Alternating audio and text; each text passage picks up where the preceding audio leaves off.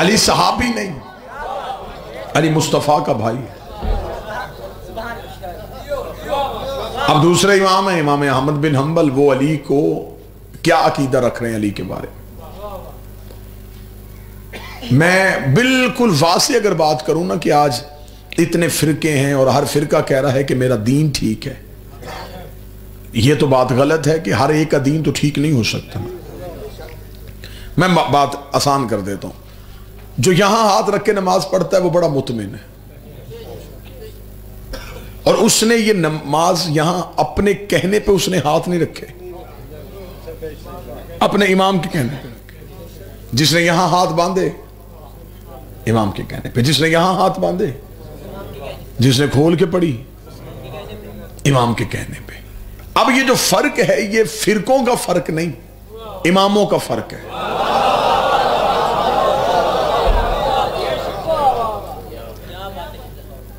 اچھا، یہ نماز وہ کام ہے جو دن میں نبی 5 دفعہ کرتے تھے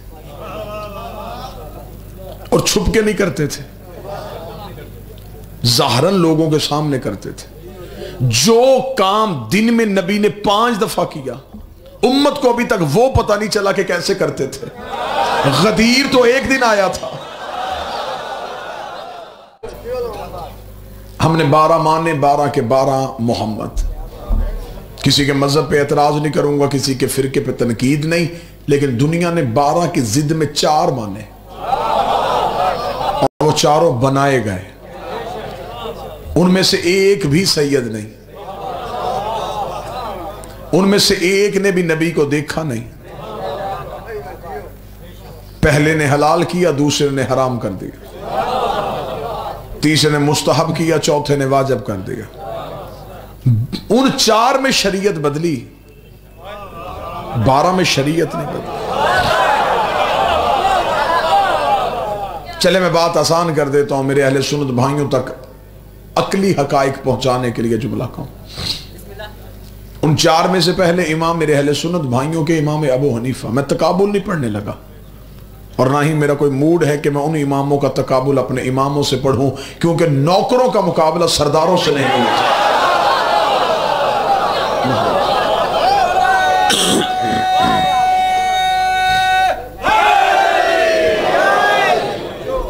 متوجہ ہیں بات کی جانب؟ بڑے اچھے، بڑے دھیمے لہجے میں، بڑی جامع انداز میں آپ کو مجلس سنانا چاہتا ہوں۔ پہلے امام ان کا نام ابو حنیفہ، نام ابو حنیفہ نہیں، کنیت ابو حنیفہ ہے، نام ان کا نعمان بن ثابت تھا، حنیفہ ان کی بیٹی کا نام تھا۔ کوئی مسئلہ پوچھنے کے لیے آیا تھا، انہیں بتانے میں دیر ہو گئی تھی، پیچھے سے بیٹی نے جواب بتا دیا تھا، تو اس جواب کی وجہ سے بیٹی کے نام سے مشہور ہو گئے۔ نام ان کا نعمان بن ثابت ہے، ادھر امام ہے، میں نے بڑی عزت کے ساتھ ان کا نام لیا، میرے اہل سنت بھائیوں کے امام ہیں۔ میں سنی کتابوں سے ثابت کرنے کے لیے تیار ہوں، نعمان بن ثابت کہتے ہیں 2 سال میں جعفر صادق کی شاگردی نہ کرتا، جہالت کی موت مر جاتا۔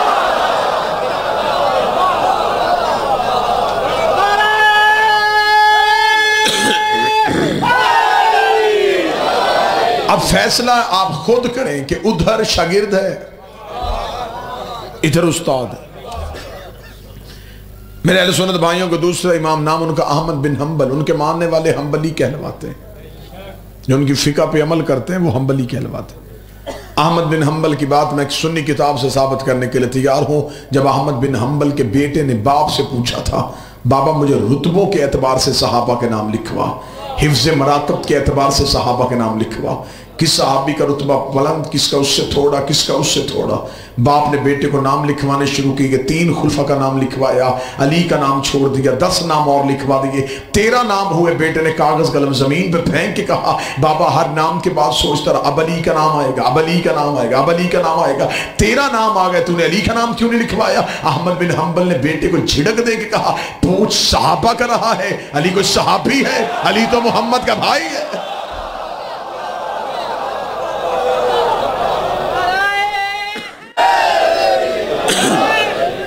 بڑی علمی سی تقریر میں آپ کو سنانا چاہوں گا، اگر آپ مکمل توجہ فرمائیں۔ آپ کن لوگوں سے علی ولی اللہ منوا رہے ہیں جن کو ابھی تک نبی کی نماز کا طریقہ یاد نہیں؟ جو کام دن میں 5 دفعہ پیغمبر نے کیا، امت ابھی تک وہ طے نہیں کر سکی کہ وہ کیسے کیا تھا۔ جو یہاں ہاتھ رکھ کے پڑھ رہا ہے وہ بڑا مطمئن ہے، اس سے پوچھو تو نے نبی دیکھا ہے؟ وہ کہتا نہیں۔ ہاتھ یہاں کیوں رکھے؟ وہ کہتا میرا امام کہتا نبی یہاں رکھتے تھے۔ جس نے یہاں رکھے وہ کہتا میرا امام کہتا نبی یہاں رکھتے تھے۔ اب یہ تو نہیں ہو سکتا کہ نبی ہر طریقے سے پڑھتے تھے، نبی کا طریقہ تو ایک ہی تھا نا۔ اب اس کا مطلب ان 5 طریقوں میں سے ایک طریقہ ٹھیک ہے، 4 طریقے غلط ہیں۔ اب کوئی بھی اپنی غلطی ماننے کو تیار ہی نہیں۔ میں یہاں کہہ دوں شیعوں کا طریقہ ٹھیک ہے، سنی کہیں گے شیعہ مجمع جو تھا، خطیب شیعہ تھا، کہہ دیا ہمارا طریقہ ٹھیک ہے۔ آپ مسجد میں چلے جائیں گے، مسجد میں مولوی کہے گا نہیں نہیں نہیں ہمارا طریقہ ٹھیک ہے۔ تو لہٰذا اب جھگڑے کو کہیں نہ کہیں تو ختم کرنا ہے نا، بات کہیں نہ کہیں تو نتیجے پہ لے کے آنی ہے نا۔ ایسے تو نہیں اس بات کو بڑھانا، تو پھر بات ختم کر دیتے ہیں۔ یہ نہیں دیکھتے نماز کس کی ٹھیک ہے، پہلے یہ دیکھتے ہیں امام کس کا ٹھیک ہے، اس کی نماز ٹھیک ہوگی۔ ایسی مجلس سن لیں گے نا جی آپ۔ اب ہم ہیں نبی کے 1500 سال بعد آنے والے لوگ، 1600 سال بعد آنے والے لوگ۔ اب ہم کیسے بتا سکتے ہیں کہ نبی عمل کیسے کرتے تھے؟ ہم نے تو نبی کو دیکھا نہیں۔ ہمیں نبی کی مکمل سیرت چاہیے، پوری سیرت چاہیے۔ ہمیں نبی کے کپڑے پہننے کے طریقے سے لے کے نبی کے طواف کے طریقے تک، کیونکہ ہمیں قرآن نے کہہ دیا ہے کہ نبی کی زندگی تمہارے لیے بہترین عملی نمونہ ہے۔ لَقَدْ كَانَ لَكُمْ فِي رَسُولِ اللَّهِ أُسْوَةٌ حَسَنَةٌ۔ اب ہمیں نبی کی زندگی چاہیے۔ میں پوری باتیں ایسے پنچایت کی صورت میں کروں گا کہ یوں دودھ کا دودھ اور پانی کا پانی ہوتا جائے، جھوٹ کا جھوٹ اور سچ کا سچ ہوتا جائے۔ بس آپ نے توجہ رکھنی ہے، داد سے چھٹی، مجلس بڑے دھیمے لہجے میں آپ کو سنا رہا ہوں۔ اب اس کا مطلب ہے کہ ہمیں چاہیے نبی کی مکمل زندگی۔ اب یہ تو نہیں ہو سکتا کہ معاذ اللہ ثم معاذ اللہ نبی تھوڑی دیر کے لیے نبی ہوتے تھے۔ نبی تو ہر لمحے نبی تھے نا، سوتے تھے تو نبی تھے، جاگتے تھے تو نبی تھے۔ اب ہمیں چاہیے نبی کا سونے کا طریقہ بھی، دائیں کروٹ لیتے تھے، بائیں لیتے تھے، سیدھا لیٹتے تھے تاکہ ہم نبی کی سنت پہ عمل کریں۔ کپڑے کیسے پہنتے تھے، بات کیسے کرتے تھے، سنتے کیسے تھے، چلتے کیسے تھے۔ اب یہ ساری سیرت ہمیں نبی کی چاہیے۔ توجہ آپ میری طرف رکھیں گے صحیح؟ بیٹا یہ کیا کرنے لگے آپ؟ اچھا جلدی کرو، صلوات سارے حضرات مل کے بلند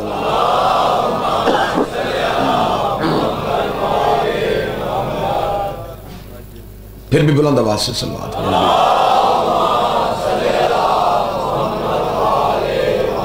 اب میرے بعد اس کو چلا دینا، اب بیٹھ جاؤ، توجہ ہے میری بات کی جانب۔ ہمیں چاہیے نبی کی مکمل سیرت۔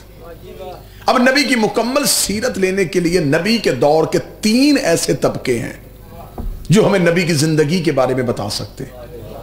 پہلے ہیں صحابہ اکرام رضوان اللہ علیہ مجمعین۔ اب تو کسی کو کوئی اعتراض نہیں نا، صحابہ اکرام رضوان اللہ علیہ مجمعین پہلے۔ دوسرا طبقہ ازواج مطہرات، تیسرے اہل بیت کرام۔ یہ 3 طبقے ہیں جنہوں نے نبی کو دیکھا ہے، یہ ہمیں نبی کی سیرت بتا سکتے ہیں۔ چلے پہلے سنی بھائیوں کی بات کرتے ہیں، اہل بیت کے دروازے پہ بعد میں آئیں گے۔ اگر ہم صحابہ سے نبی کی زندگی پوچھنے جائیں تو صحابہ ہمیں نبی کی وہی زندگی بتائیں گے جو گھر سے باہر تھی۔ بالکل مطمئن ہو گئے مجھے سنیے گا، لیکن نتیجے پہ ساتھ دینا آپ نے۔ صحابی گھر کے باہر نبی کے ساتھ ہے، لیکن جو ہی نبی دروازے پہ جاتے ہیں تو آگے آیت لٹکی ہوئی ہے، خبردار میرے نبی کے گھروں میں داخل نہ ہونا۔ صحابی ہمیں وہی سیرت دیں گے جو گھر سے باہر ہے۔ اگر ہم نبی کی بیویوں سے پوچھیں تو وہ ہمیں وہی سیرت بتائیں گی جو گھر کے اندر ہے، اس لیے کہ آیت صحابہ کو اندر نہیں آنے دے رہی، نبی کی بیویوں کو باہر نہیں جانے دے رہی۔ قرآن انہیں کہہ رہا ہے کہ باہر رک جاؤ، انہیں کہہ رہا ہے اے نبی کی بیویوں اپنے گھروں کے اندر بیٹھی رہو۔ اس کا مطلب ہے صحابی سیرت بتائے گا گھر کے باہر کی، بیویاں سیرت بتائیں گی گھر کے اندر کی۔ اب اہل بیت مجبوری بن گئی ہے، دین اہل بیت سے لینا پڑے گا، اس لیے نبی گھر میں ہوتے تھے یہ سینے پہ ہوتے تھے، نبی مسجد میں ہوتے تھے یہ پشت پہ ہوتے تھے۔ اب اس کا مطلب ہے کہ ہمیں چاہیے نبی کی مکمل سیرت۔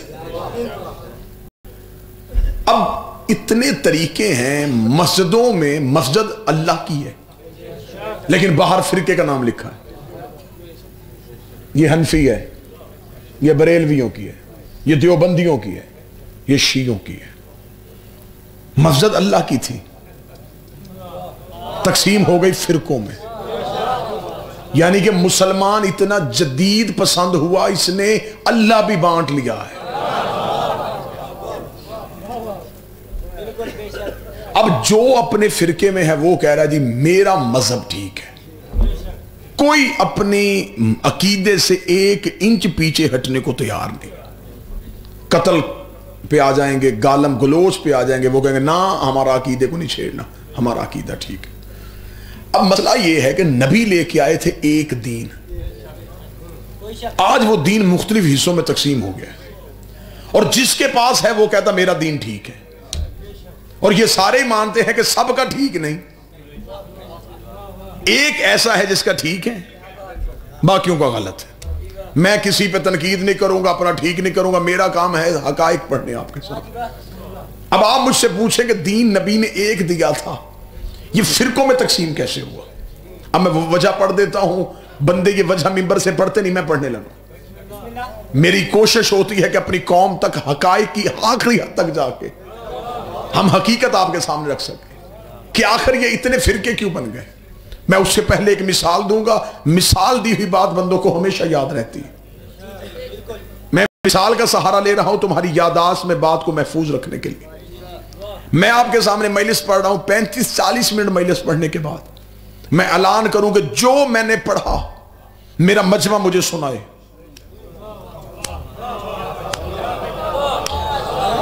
ایسا ہو سکتا ہے کہ کوئی مجھے میری 35 منٹ کی تقریر لفظ ب لفظ سنا دے؟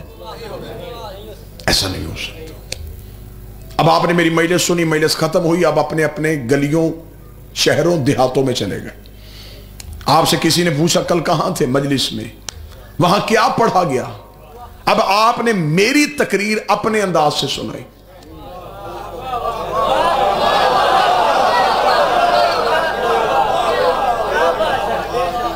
پڑھے لکھے نے اپنے طریقے سے، ان پڑھ نے اپنے طریقے سے، بچے نے اپنے طریقے سے، جاہل نے اپنے طریقے سے، بزرگ نے اپنے طریقے سے، عالم نے اپنے طریقے سے، تقریر ایک تھی۔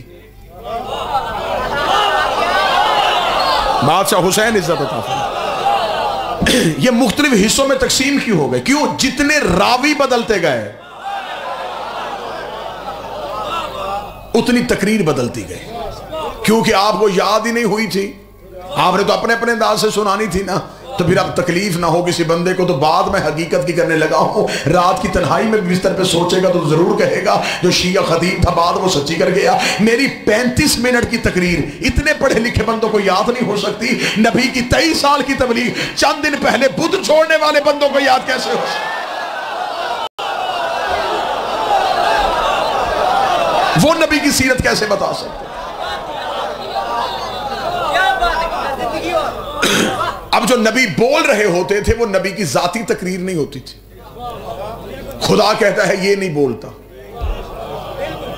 میں بولتا ہوں۔ نبی تقریر ایک کرتے تھے، وہ اللہ کی زبان ہوتی تھی، لوگ سن کے اپنے اپنے علاقوں میں جا کے سناتے، تقریر میں فرق آ جاتا، اسی فرق سے فرقے بن گئے۔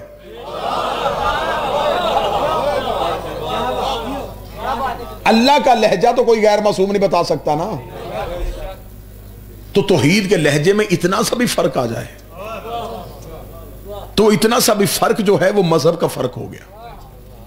تقریر اسی مثال کو آگے بڑھاؤں گا، آپ نے بڑے اچھے طریقے سے یہ مثال کو پسند کیا تو میرا خیال ہے اسی مثال کو آگے بڑھاتے۔ اب اگر کوئی کہے مجھ سے، میں تھوڑے دن بعد پھر سیال کوٹ میں آؤں، کوئی مجھ سے کہہ دیا آپ وہاں मजलिस पढ़ने के लिए आए थे, आपने ये जुमला पढ़ा था, मैं को नहीं पढ़ा था। वो कहे जिसने मुझे बताया था उसने तो मुझे ये बताया। मैं कहूंगा कसूर मेरा नहीं, तूने जिससे पूछा वो बंदा सच्चा नहीं था। मेरी तकरीर उसने तुझे तोड़ मरोड़ के सुना दी। अब यहां पे कोई बंदा वो कहे जी नहीं, हमें पूरी तकरीर आसफ अलवी की चाहिए, जो उसने पढ़ा वो लफ्ज बलफ्ज चाहिए। इतने लोगों में से हर एक बंदे का एक एक करके वो एड्रेस नोट करे, सबके घरों में जाके दस्तक दे। आप मजलिस में थे, था जी, क्या पढ़ा? एक ने कुछ सुनाया, एक ने कुछ सुनाया, एक ने कुछ सुनाया। 300 घरों में गया, 300 तकरीरें उसके पास इकट्ठी हो गई। उसने कहा नहीं, मुझे 300 नहीं चाहिए, मुझे एक तकरीर दो जो उसने पढ़ी। फिर एक बंदा कहेगा कि अब हम तुझे बताते हैं। ये मजलिस में सामने बच्चा बैठा हुआ, बिल्कुल ये मेरे सामने। इस बच्चे के पास है मोबाइल फोन, आप सुन रहे हैं, ये रिकॉर्ड कर रहा है।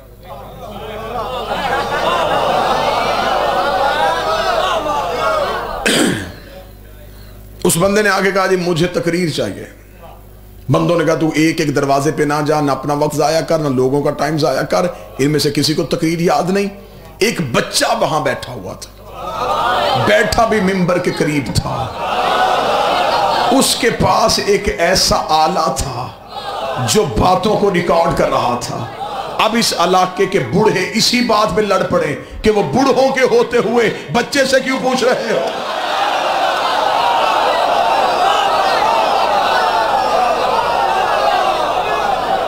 थोड़ी आप मेहरबानी फरमाएंगे क्योंकि 2019 है, हमें मिसालों के सहारे लेने पड़ रहे हैं।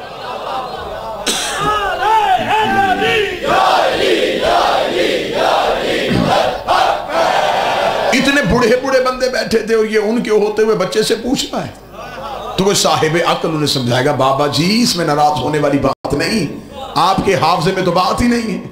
उस बच्चे के पास एक ऐसा आला था जो बातों को महफूज कर रहा था।